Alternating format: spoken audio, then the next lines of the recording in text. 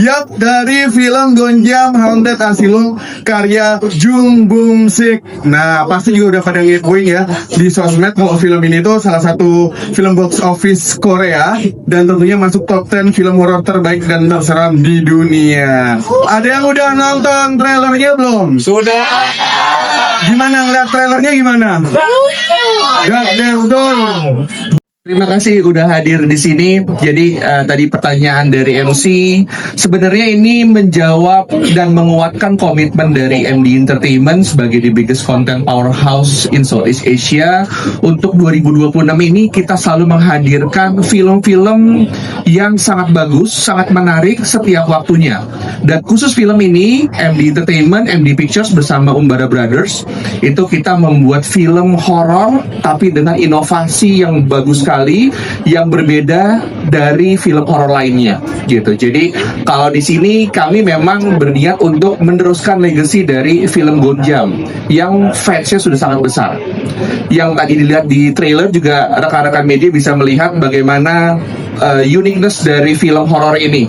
Jadi benar-benar mungkin kalau di masyarakat Indonesia horor itu kaitannya dengan uji nyali.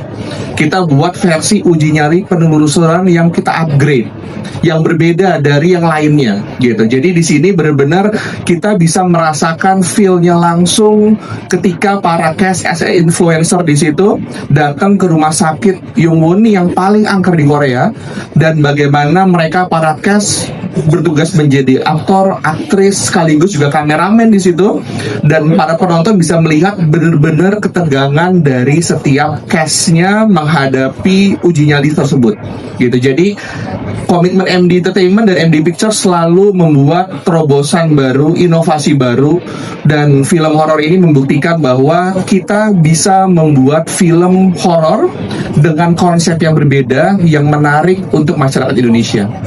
Oke. Benar kata Pak Jaja juga, ini film yang memang beda ya kayak horror film yang lain. Tantangan paling besar apalagi kalau ngomongin produksi gitu ya. Mungkin kalau film-film biasanya yang dicari pertama pemain. Kalau kita simulasi dulu teknis. Teknisnya tuh berat sekali. Jujur teknisnya berat sekali. Jadi mungkin 3 bulan 4 bulan tuh kita riset. Nyari tahu ini gimana ya caranya. Ada rigging di badan pemain, ada 2 GoPro di ngadep depan sama POV ke mereka gitu ke depan. Itu gimana bisa sistem itu bisa dibikin gitu kan? Karena jujur aja ini belum pernah. Kita pun sebagai orang produksi belum pernah menghadapi ini gitu loh. Jadi waktu yang cukup besar, riset yang lama, error, trial gitu kan. Salah terus nyoba lagi. Bahkan sampai hari syuting mungkin Kori juga ngerasain di badannya panas karena banyak alat tuh di belakang badan para pemain gitu. Bukan karena ketempelan ya? Bukan karena ketempelan, tapi karena kepanasan alat gitu kan. Di badan mereka tuh ditempelin transmitter gitu-gitu kan, biar. Dan mungkin Armani pada saat respon sebelumnya bilang bahwa mereka tuh kayak sendirian di set. Bukan karena sendirian dong, sebenarnya karena kita nggak boleh deket-deket set. Anggi itu monitornya jauh sekali dari set karena point of view tadi bilang GoPro taruhnya banyak. Point of view-nya 360 derajat. Kita nggak benar-benar nggak bisa deket sama set. Jadi gimana caranya sistem ini sebanyak 28 kamera ini bisa nyambung ke Anggi yang jauh, ngelihatnya jauh banget gitu. Jadi ya kalau di ngomongin sebuah tantangan, betul tantangan, tapi kita merasa ini sebuah kebanggaan ya, kebanggaan sendiri bisa nge-remake sebuah judul besar Gonjam, dan mudah-mudahan lah nanti fansnya Gonjam nih melihat versi Indonesianya sama kayak yang lihat, bahkan lebih lah yang lihat versi dari Koreanya, mudah-mudahan sih. Dengan kesederhanaannya, ceritanya sederhana tapi juga dalam, terus habis itu kayak banyak scene-scene horor yang kita suka banget di Gonjam gitu. Jadi waktu pas tahu bahwa MD Pictures punya Gonjam, punya IP-nya Gonjam, aku sih pepet terus, harus Lele Laila yang nulis pokoknya. Ada penyesuaian nggak sih? Ini kan Sarah syutingnya di Korea gitu ya. Penyesuaian sama karakter Indonesia nggak?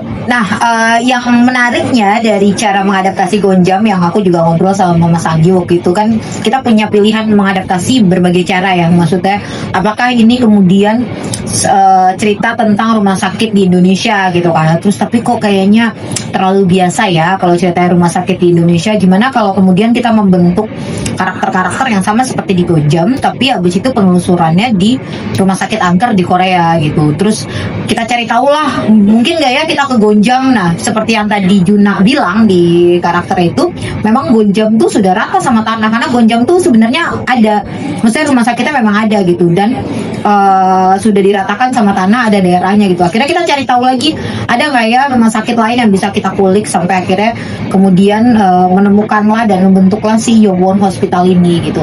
Nah, ketika habis itu ke Yongwon, ada banyak hal yang kita masukkan dari Gonjam, tapi ada sesuatu yang nanti pas kalian nonton nggak bisa di spill di sini. Jadi kayak endingnya agak berbeda ya kan. Terus ada plot twist lain, dan ada hal-hal yang kalau kita ke Korea gimana kalau kita ke dukun Korea gitu kan. Tadi kan ada adegan dukun Korea gitu. Jadi banyak hal yang nanti ini yang di trailer sekarang tuh cuman 1 per berapa ribu kali ya. Jadi kayak ada banyak hal lain yang bisa lebih seru pas nanti kalian nonton filmnya tanggal 9 Juli. Jadi waktu itu sih orang pada nonton bilangnya kayak, nih kok rasanya kayak Gonjam banget tapi bukan Gonjam gitu. Ada sesuatu yang sangat Gonjam tapi ada sesuatu yang berbeda dari Gonjam. Ya itu, kalau saya sih justru suka ya, semakin depres semakin bisa ya makin semangat lah, semakin challenging buat diri kita untuk membuktikan bahwa ayo kita bisa semakin motivasi lah untuk berkarya lebih hebat lagi gitu kan. Dan ini salah satu karya dari Korea ya, Gonjam itu salah satu karya yang menurut saya one of the best found footage film ya di dunia gitu. Dan base-nya bukan karena emang dia Oscar atau segala macam, tapi karena it's so relate gitu kan, so relate, dan dibuat itu sangat real banget, realistically it's convincing gitu. Jadi di tingkat tertentu untuk seni peran gitu, untuk seni sinematografi itu challenge-nya semakin tinggi gitu. Dan ini yang bikin kita memotivasi, gila, gue harus bikin nih yang kayak begini nih gitu. Kebetulan waktu lagi MD ternyata megang IP-nya, ya udah kita todong terus kan sama Noj, sama Lele kan. As a director, tapi juga di sini juga menjadi associate producer di film ini, yang akhirnya kita sama Indah nih Brothers Film mengeluarkan juga uang untuk ikutan produksi film ini. Jadi kita ikutan menjadi associate producer lah di film ini. Itu sebegitu kita yakinnya, sebegitu kita sukanya sama IP ini. Itu kita pakai 28 kamera ya, jadi setiap orang pakai di dadanya ada 2 GoPro, ke mukanya dan ke depan. Itu yang udah harus. Dan setiap orang lagi kayak Lang itu megang satu kamera yang gede lagi ya, satu kamera Panasonic gitu kan, terus dia megang center juga gitu. Jadi satu orang tuh minimal 3 kamera pegang gitu kan. Dan di situ ada CCTV, ada apa segala macam gitu kan. Jadi kalau pas lagi saya duduk ke kursi ngeliat monitor, bukan yang biasa kan monitor cuma 1 atau 2 gitu. Ini banyak segini kayak ngeliat kayak di ruang security gitu. Jadi banyak gitu kan, dan mesti fokus. Jadi ngeliatnya actingnya yang benar. Jadi benar-benar harus spot on lah gitu kan, setiap orangnya, ke setiap situasinya, atau yang ngambil di mana, yang ngambil di mana. Dan pasti setelah itu harus jauh kan, karena mereka muternya kan 360 derajat. Ya kalau bisa kesini ya bocor sana gitu. Jadi kalau di set pun ya udah kita tarik pakai transmitter di belakangnya.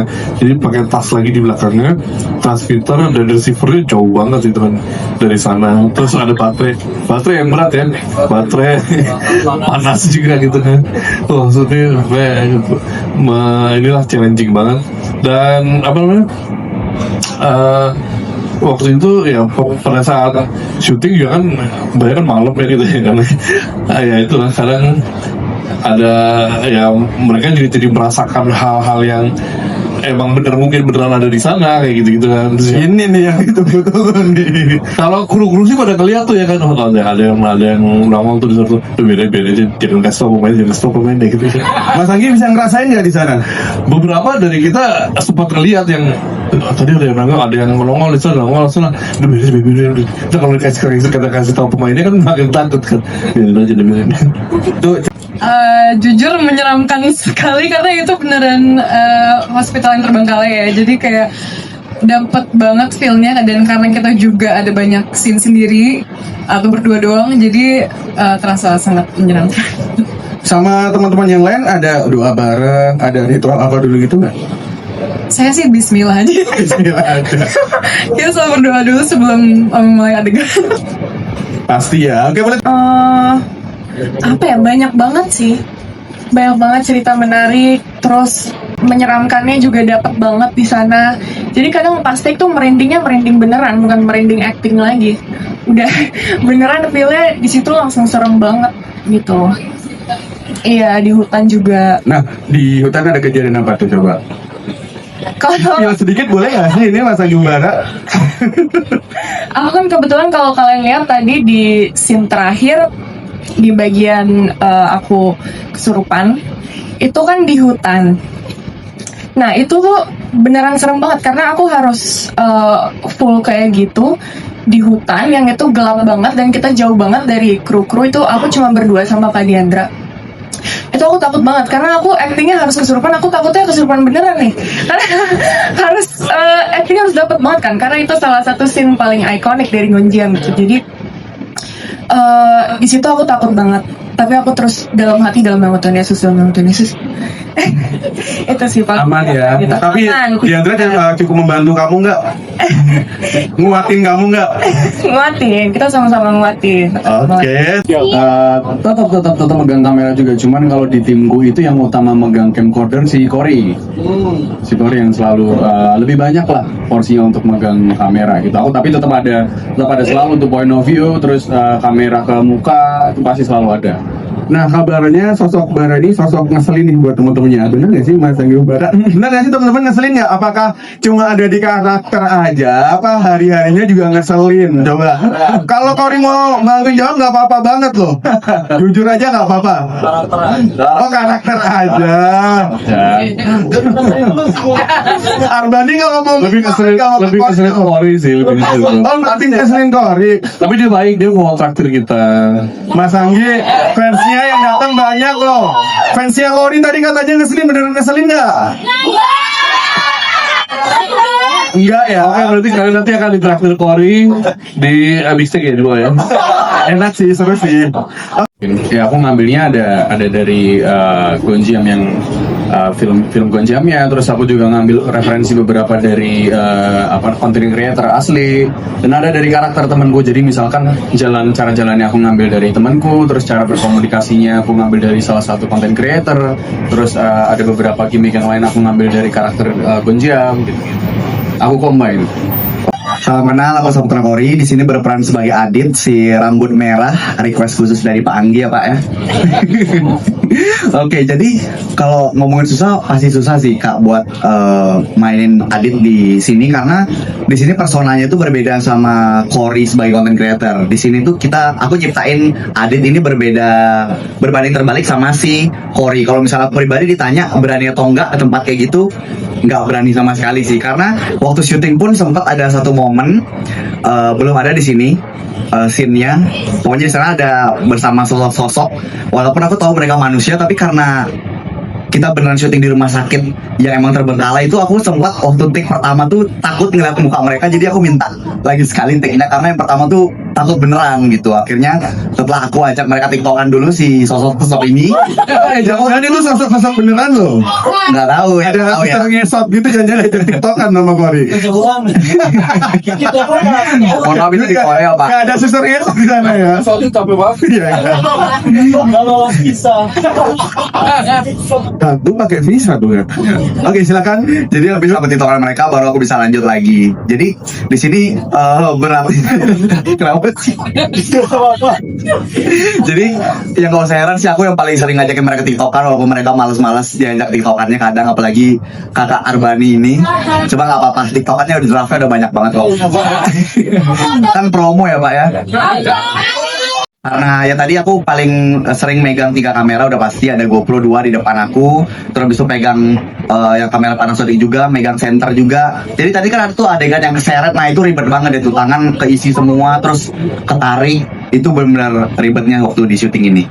Mungkin di film ini tuh kan ambisius, dia pemilik channel pemburu hantunya. Jadi dia mau gimana caranya dia mau yang paling di atas lah di antara lawan-lawannya ini loh, lawan-lawan perchannel-annya ini gitu. Nah, gue di sini tuh mau ngambil sosok Saputra Kori. Iya, gue berkaca sama dia gitu. Oh, Berkacanya sama Kori ya. Tuh, fansnya Kori semakin bangga sama Kori nggak tuh? Dari seorang Arbanil iya gitu. Jadi karakter ambisiusnya tuh kalau Kori tuh ambisiusnya nggak terlihat gitu. Sedangkan kalau Juna tuh harus terlihat kalau dia ambisius. Nah, tuh lihat. Gitu. Cuman saya ini agak kesal sama pemain-pemain lain. keluarin aja. Jadi gini, karena saya banyaknya di belakang layar, saya syutingnya sendirian. Ya. Nah, sedangkan yang lain ini banyaknya barengan. Jadi saya ditinggal sendirian. Udah gitu, giliran saya off, giliran partnya mereka karena pakai HT dan scene-nya agak krusial, agak berdebat panjang segala macam, saya harus ada untuk mancing di suara HT itu. Ini secara nggak langsung Arbani pokoknya kerja keras banget di sini ya, lebih dari teman-teman yang lain. Tepuk tangan dong buat Arbani teman-teman. Dimana kita harus nanjak dan agak bertenaga, tumpuannya di kaki. Waktu itu pas banget kaki aku lagi cantengan. Terus tambah parah lagi diinjak sama beliau satu ini. Nggak sengaja, nggak sengaja. Enggak, lu sengaja anjir waktu itu. Jadi waktu itu tuh dia udah tahu kaki aku cantengan. Dia tahu gak sih? Tahu tak? Nah, udah tahu kaki aku Harusnya cantengan. tadi jangan nggak tahu gitu. Nggak tahu. Dan waktu itu syutingnya sebenarnya masih siang waktu itu. Terus ya udah dia cuma langsung kayak gitu aja. Dia sakit jadi cantengannya. Gimana cantengan udah sakit terus tambah diinjak lagi sama dia. Jadinya selama syuting itu diperban, tapi jalannya harus berusaha tetap normal.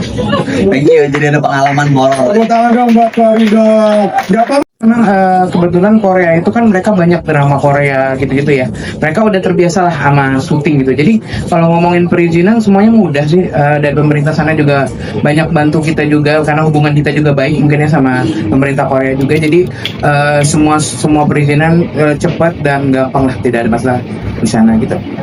Yang jelas cuma satu tempat ya, kalau sering kan izin ini mesti kesini lagi sih. Banyak punglinya ya. Ya di sana satu tempat udah langsung beres gitu. Gampil ya, nggak kayak di tempat lain ya. Silakan Anggi yang jawab itu, silakan Anggi jawab.